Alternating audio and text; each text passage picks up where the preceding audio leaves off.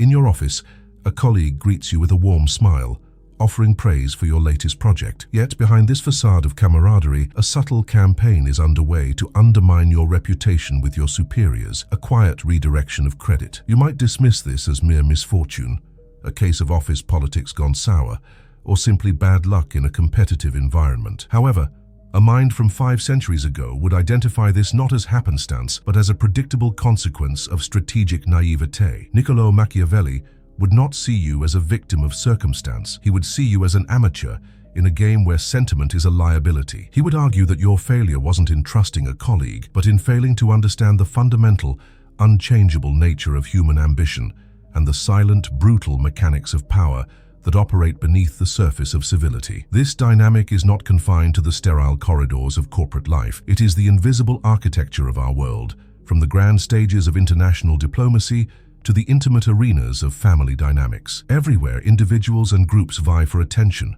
for resources, for influence, and for control over the narrative. We are told to believe in merit, in fairness, and in the inherent goodness of people, but the raw data of history tells a different story. This is the world Machiavelli observed from his vantage point in Renaissance Florence, a chaotic laboratory of rising and falling princes, of shifting allegiances and sudden betrayals. He didn't invent these rules, he merely had the courage to write them down, distilling the essence of human nature into a manual so potent, so unnervingly accurate, that it continues to whisper uncomfortable truths into the ears of leaders today. This journey is not an exercise in historical curiosity. It is a practical, timeless guide to arming yourself with a superior form of intelligence. We will not be studying Machiavelli to transform you into a cold-hearted tyrant, but to equip you with the strategic clarity necessary to see the world as it truly is. The goal is to learn how to decode the hidden intentions of others, to anticipate their moves before they are made, and ultimately to become psychologically unshakable in any game of power you are forced to play. Because the ultimate advantage, as you will soon discover, is not about what you know or the resources you possess, but about your ability to perceive the grim reality that most people, blinded by idealism, refuse to see. To understand the man, you must first understand his world. Imagine Florence in the late 15th and early 16th centuries, a republic shimmering with the genius of the Renaissance, yet trembling on a knife's edge of political chaos. It was a city of bankers, poets, and artists, but also a battleground for mercenary armies, papal ambitions, and rival noble families like the Medici. Power was a phantom, held one day and gone the next. Alliances were as fluid as the Arno River, and survival depended not on divine right or noble sentiment, but on cold, hard calculation and decisive action. This was the world that served as Niccolò Machiavelli's classroom. He did not learn about power from ancient texts in a quiet library. He learned it from the front lines of diplomacy and from the bitter taste of exile, observing firsthand how quickly princes could rise and how violently they could fall. Niccolò Machiavelli was not the devil's servant that posterity has often painted him to be. He was, for most of his career, a patriot, a diligent diplomat, and senior official in the Florentine Republic. He traveled, he negotiated, he commanded militias, he saw the gears of statecraft turning from the inside. But his world was upended in 1512 when the Medici family, with the help of papal armies, retook Florence and dissolved the republic he had served. Machiavelli was arrested, accused of conspiracy, and subjected to torture. It was in the aftermath of this personal and professional ruin, banished to his small farm, that he wrote his immortal treatise, The Prince. It was not a philosophical exercise, it was a desperate, brilliant gambit, a resume and a manual of power offered to the very rulers who had destroyed his career, an attempt to prove his indispensable worth to the new masters of Florence. At the heart of his radical thesis lies a single uncompromising principle.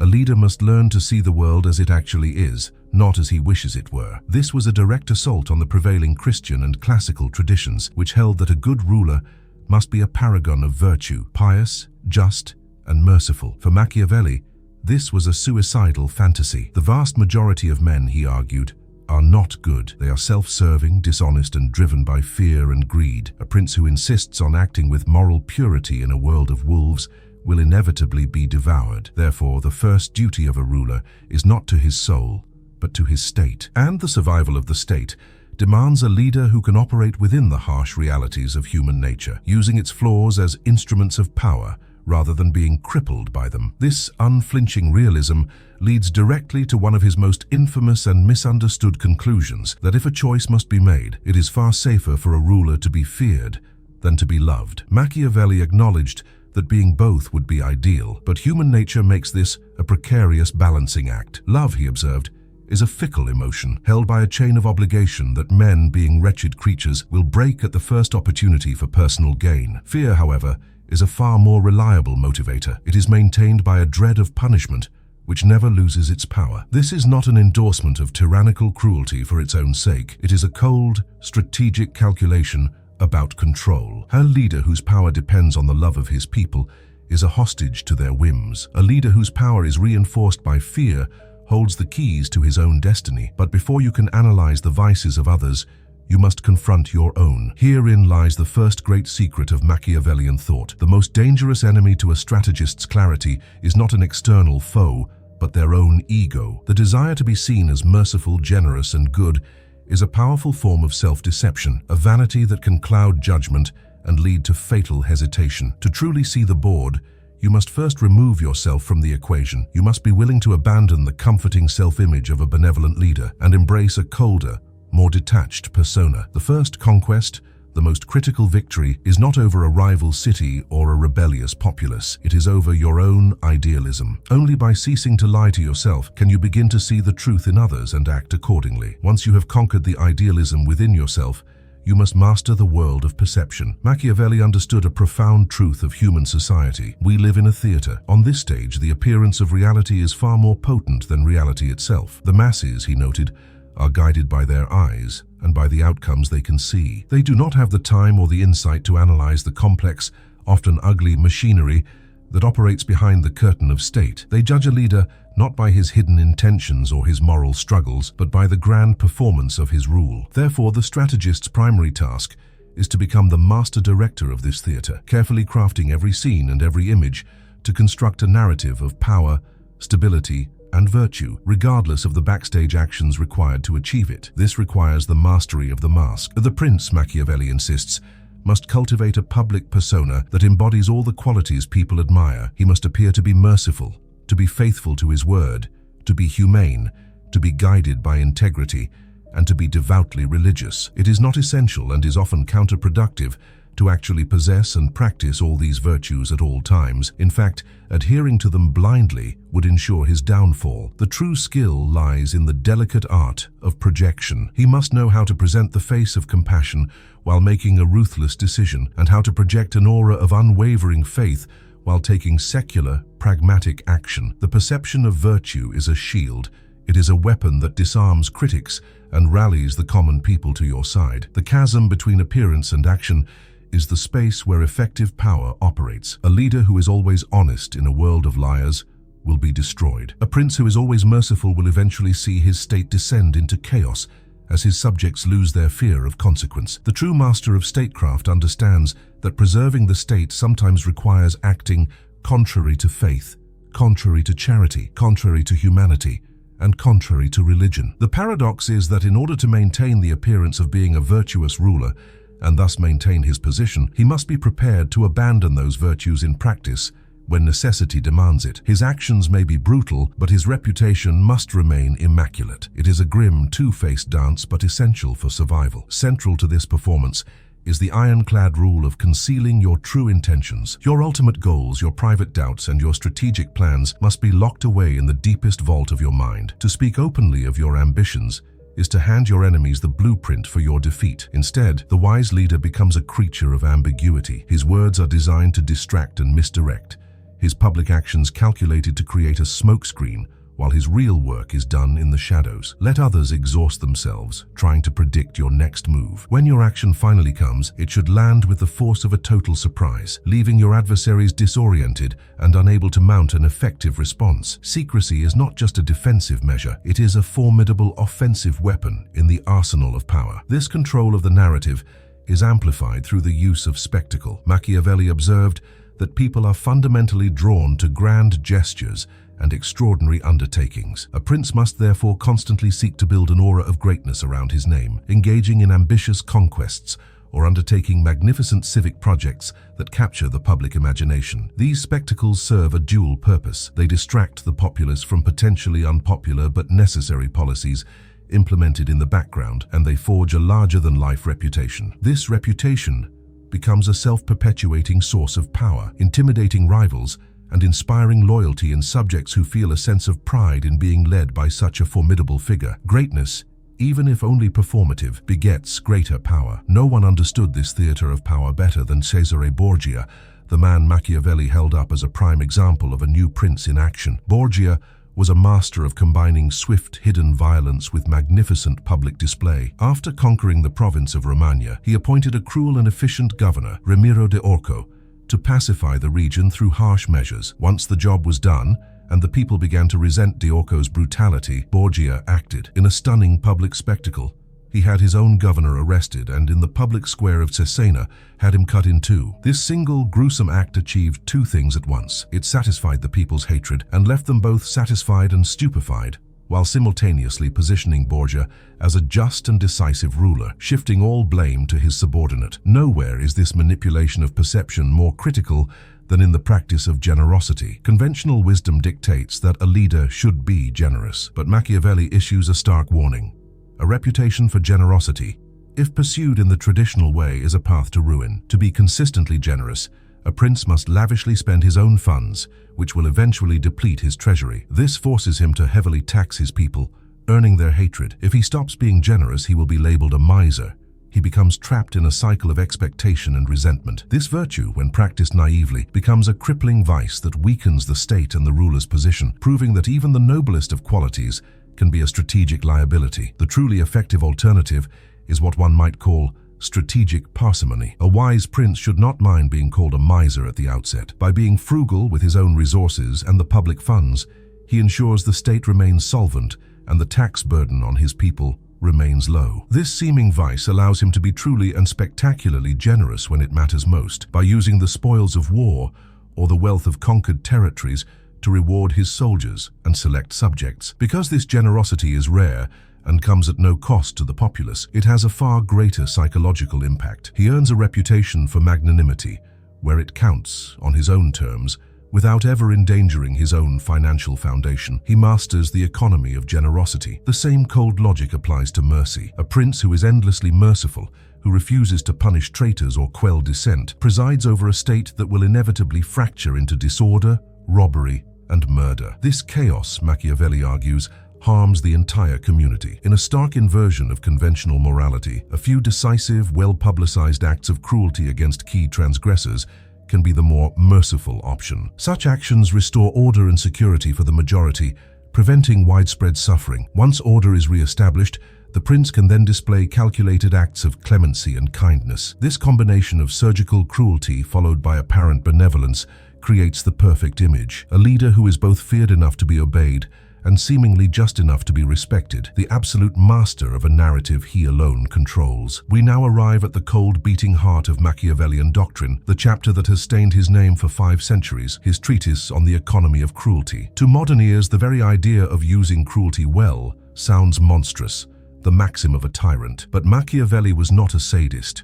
He was a political realist examining the most difficult tool in a leader's arsenal. He understood that violence and force are inseparable from the foundation and maintenance of power. The question for him was never if a prince would have to bloody his hands. That was a given. The critical question was how to administer this violence in a way that was efficient, final, and ultimately served the long-term health of the state. It is a terrifying calculus, but one that ignores the reality of power at its own peril. He makes a crucial distinction between cruelty, well used, and badly used. Well-used cruelties are those committed decisively and all at once, immediately after seizing power. Their purpose is singular, to secure the new ruler's position by eliminating all threats and neutralizing anyone who could challenge his authority. This initial act of overwhelming force is a form of political surgery.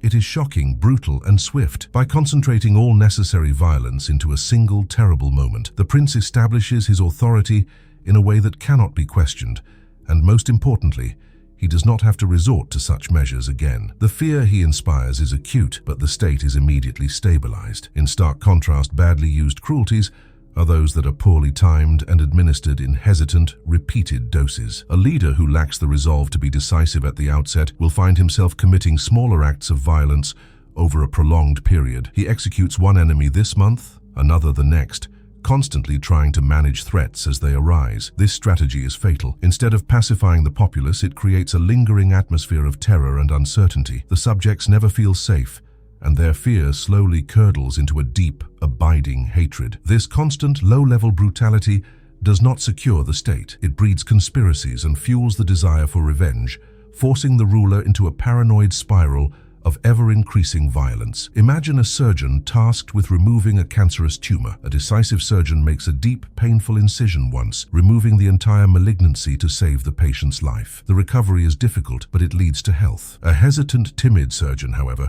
might only cut away small pieces of the tumor, fearing the initial trauma of a full operation. He is forced to perform surgery after surgery, inflicting continuous pain while the disease continues to spread beneath the surface. Machiavelli's prince must be the first surgeon. He must possess the fortitude to make that first brutal cut to save the body politic, knowing that the alternative, hesitation masked as kindness, is a sentence of slow, agonizing death for the state. Here lies the most profound and disturbing paradox of his teachings. Swift surgical cruelty can be the most humane course of action. The single decisive purge that eliminates a dozen rivals at the dawn of a new reign may prevent a civil war that would kill thousands. The brutal public execution of a few ringleaders of a rebellion can shock a populace back into order, preventing years of chaotic insurgency and suffering. The pain is concentrated and serves a clear strategic purpose, the creation of a lasting peace. The supposedly good and merciful leader who cannot bring himself to act with such ruthlessness is the one who, through his inaction,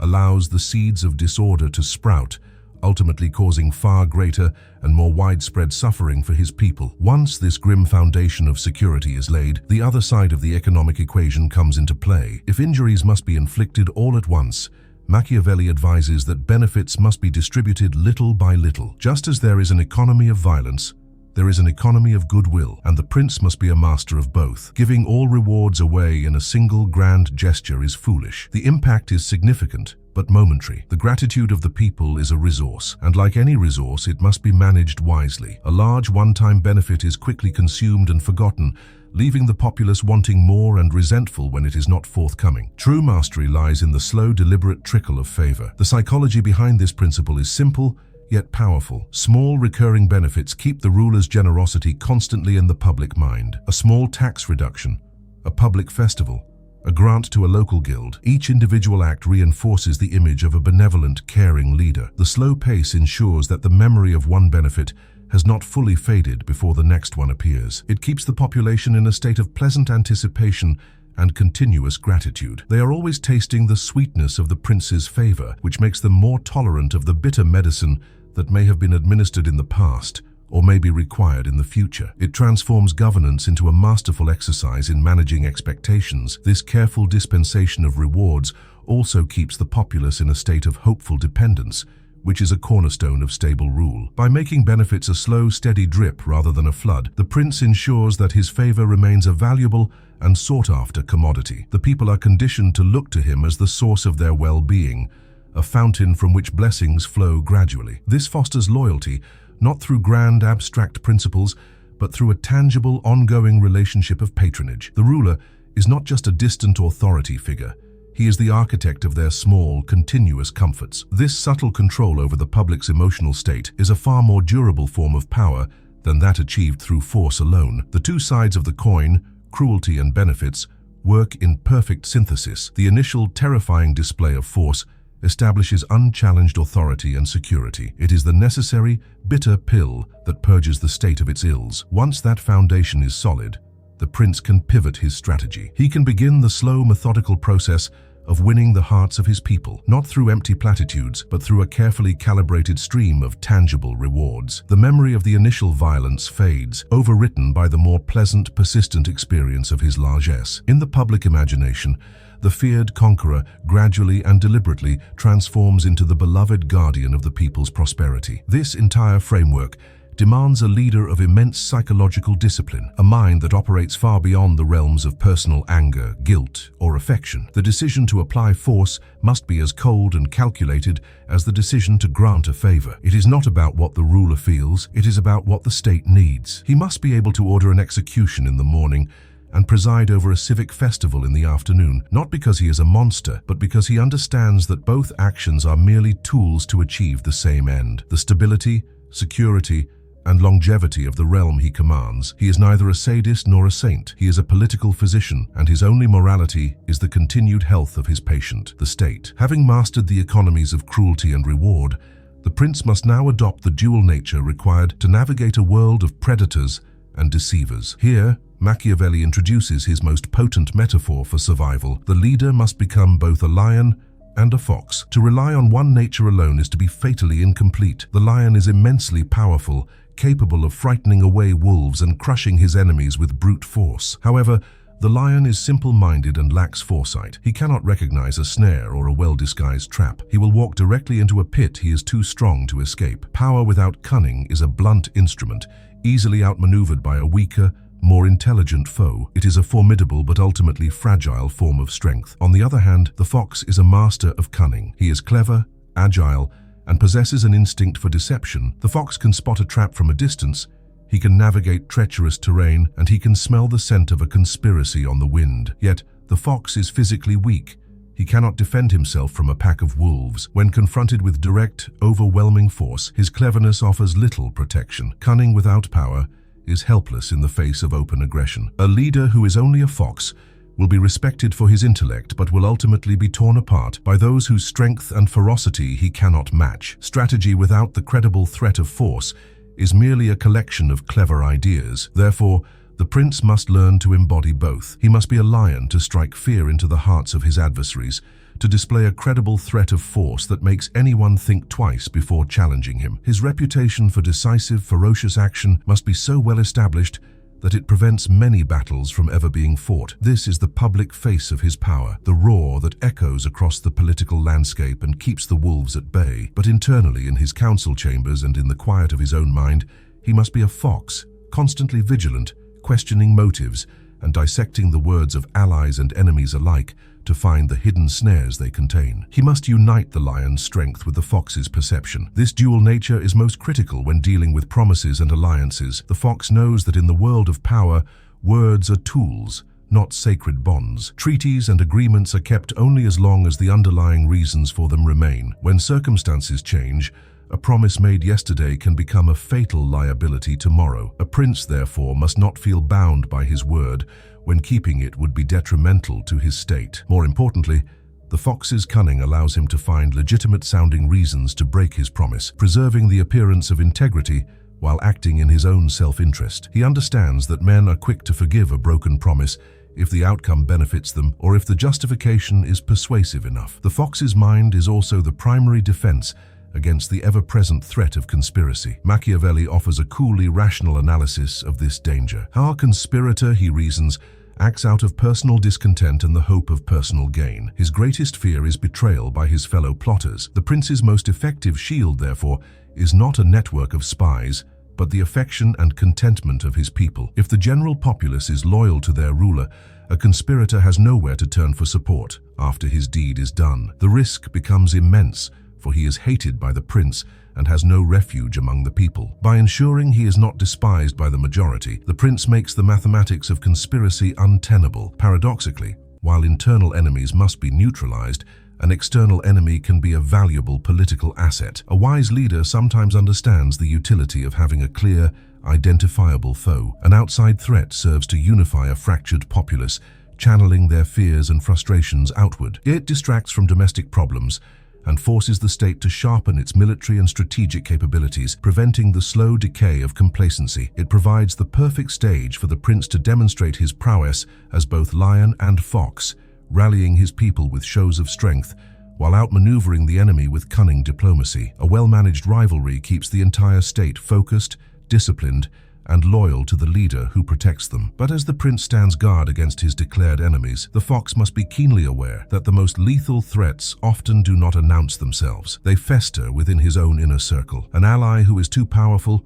Too ambitious or too successful is a danger. In the game of power, there are no permanent friends, only permanent interests. An ally who helps you conquer a territory today may use that new power against you tomorrow. The wise ruler is cautious in victory, never allowing any single ally, whether a mercenary captain or a neighboring state, to accumulate enough strength to become a threat. He uses them for his purposes, and then skillfully diminishes their influence before they can turn on him. An even more insidious danger, however, comes not from the strong, but from the weak. The lion may be wary of other predators, but he can be brought down by the slow, sweet poison of flattery. The most dangerous men in any court are not the ambitious rivals, but the mediocre, sycophantic advisors who surround the leader with a chorus of uncritical praise. They build a wall of comforting illusions, shielding the prince from harsh realities and validating his worst impulses. Their loyalty is not to the state or even to the ruler, but to the privileged position their flattery affords them. They create a fatal echo chamber,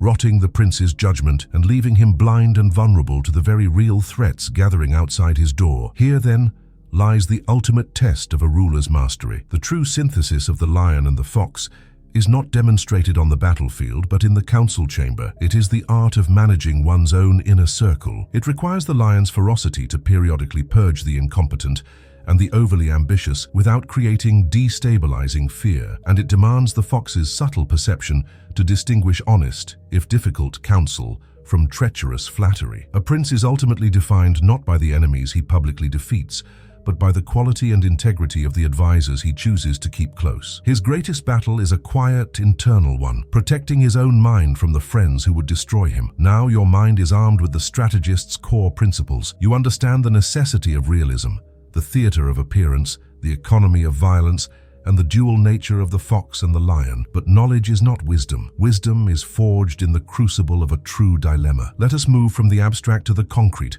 to a moment of crisis where these rules are not merely theories, but the only lifeline in a storm. Imagine a vast, innovative company, a titan of its industry, now on the verge of total collapse. Its visionary founder had stepped away, leaving it in the hands of his protege. But now the giant is rotting from within, paralyzed by infighting between powerful department heads who command absolute loyalty from their teams, effectively creating warring feudal states within the corporate structure. The company bleeds money, its mission lost in a fog of committee meetings and internal rivalries. The current leadership, adhering to a modern gospel of consensus and empathetic management, tries to appease everyone. They hold retreats, encourage dialogue, and plead for unity. But this hesitant, kind approach is a poison. Every concession to one faction breeds resentment in another. The attempts at harmony only accelerate the decline, proving Machiavelli's timeless diagnosis. In a state of deep disorder, mercy and indecision do not heal. They are gasoline poured on a fire. The founder, watching from the sidelines, recognizes the grim reality. The organism is dying. To save it, he must return not as a benevolent father, but as a political physician prepared for radical surgery. He knows what he must do, and the knowledge is a heavy burden. To save the livelihoods of the thousands of employees who depend on the company, to salvage the mission that was his life's work, he must become a monster in the eyes of his oldest colleagues. He must betray the very people he mentored, the ones he once called family. He must dismantle the open, humane culture he himself had preached in the company's youth. This is the ultimate Machiavellian test, the willingness to sacrifice one's own reputation, one's own comfort, one's own self-image as a good person for the cold, impersonal survival of the state. He must choose between presiding over a noble, beloved failure or engineering a brutal, despised success. The action, when it comes, is legend. It is not phased. It is not gradual. It is executed in a single cataclysmic day that will forever be known within the company as the Purge. In a series of cold, swift meetings, the founder fires every single one of the warring executives, not just the leaders, but their key lieutenants as well, decapitating the internal factions in one fell swoop. There are no lengthy negotiations, no public praise for their past service. It is a clinical, brutal, and silent removal of the disease. Simultaneously, he announces the immediate termination of all the popular but financially draining vanity projects, symbols of the old complacent regime. The message is unequivocal. The time for sentiment is over. The immediate aftermath is a mixture of terror and an eerie, unfamiliar silence. The business press erupts with condemnation, painting the founder as a ruthless corporate tyrant, a dinosaur from a bygone era. Inside the company walls, The remaining employees are shell-shocked. They fear for their own futures. But beneath the fear, a new feeling begins to emerge. Relief. The endless, exhausting wars of attrition are over. The chaotic, directionless drift has ended. For the first time in years, the company has a clear, singular, and undisputed chain of command. It is the perfect embodiment of Machiavelli's observation. The people are left satisfied and stupefied. They are frightened, but the source of their daily anxiety and confusion has been decisively eliminated. The founder does not let the fear fester. Having inflicted the necessary injury all at once, he immediately begins to distribute the benefits little by little. He holds a company-wide address, not with apologies, but with a new, crystal-clear vision. With the immense resources saved from the cuts, he announces a series of small, immediate and tangible rewards for those who remain. New equipment, streamlined project funding, and a survival-based bonus for all. He rebuilds the social contract, replacing the false promise of family with the honest pact of a shared, high-stakes mission. He demonstrates that the pain had a purpose, and the purpose is now the collective prosperity of everyone who survived the storm. Years pass. The company is not merely saved. It has become more dominant, agile, and innovative than ever. The founder is remembered in public legend as a complicated, even villainous figure, but the tens of thousands of jobs were preserved. A new generation of leaders was forged in a culture of discipline and excellence. The brutal decision, once condemned as a moral failing, is now a celebrated case study in strategic leadership. And so the question is forced upon you: was this act evil, or was it the highest form of duty? The willingness of a leader to become the villain in the story in order to guarantee a happy ending for his people. Here, the comfortable certainties of morality evaporate, leaving only the stark, uncomfortable logic of power and consequence. The choice was never between good and evil, but between two different kinds of hell. We have now journeyed through the stark and shadow-filled landscape of power, guided by a man who dared to map its treacherous terrain 5 centuries ago. We have learned to see the world not as we wish it was, but as it is. We have donned the masks of the theater of power, calculated the grim economies of cruelty and reward, and learned to embody the ferocity of the lion and the cunning of the fox. You have been given the rules, the unwritten mechanics of human ambition that operate in every boardroom, every parliament, and every subtle social negotiation. This knowledge is a formidable weapon, an architect's blueprint for a fortress of power. But the most dangerous illusion is to believe that possessing the blueprint makes you a master builder. The ultimate level of strategic intelligence is not found in the blind application of these rules, but in the profound wisdom of knowing when to break them. To be only a lion is to become a blunt instrument of force. To be only a fox is to become a paranoid creature of pure intellect. To be only both is to be a magnificent and effective beast, but a beast nonetheless. The world is too complex, human nature too contradictory, for any single doctrine to be infallible. There will be moments when an act of genuine, uncalculated kindness will shatter an enemy's defenses more effectively than any show of force. There will be times when a moment of sincere vulnerability will build a bond of loyalty that no strategic benefit ever could. This is the sovereign choice that power grants you. Machiavelli gives you the tools to survive, to conquer, to build an institution that can withstand the storms of fortune. He teaches you how to be feared, how to be respected, and how to outmaneuver those who would see you fall. But he is silent on the most critical question, the one that every leader must answer alone in the quiet of their own conscience. When do you choose to simply be human? The ability to step outside the cold calculus of power, to act from a place of genuine principle, even at a strategic cost, is the final, untested variable. It is the decision that separates a mere ruler from a true leader. But be warned, this knowledge once acquired is a permanent burden. You can never again return to the comfort of ignorance. You will forever see the hidden gears grinding beneath the surface of every interaction. You will recognize the masks, you will sense the traps, and you will feel the constant silent pull of power dynamics. This perception is a source of strength, but also of profound isolation. It strips away the comforting illusions of the world. Power gives you the freedom to make these difficult choices, but this new intelligence forces you to carry the full, unyielding weight of their consequences. You can no longer claim the amateur's defense of naivete. You are now a player in the great game. And so we arrive at the end, but there is no conclusion, only a question that will now follow you. You have been handed the key to a darker, more honest understanding of the world. The principles of Machiavelli are now part of your mental arsenal. The immediate question of what you will do with this knowledge is simple. It is a matter of tactical application. The far more unsettling, far more important question is the one that will define your path from this moment forward. What will this knowledge do to you? Will it be a tool you wield, or a lens that forever changes the color of your soul. The game is yours to play, but do not forget, the game also plays you.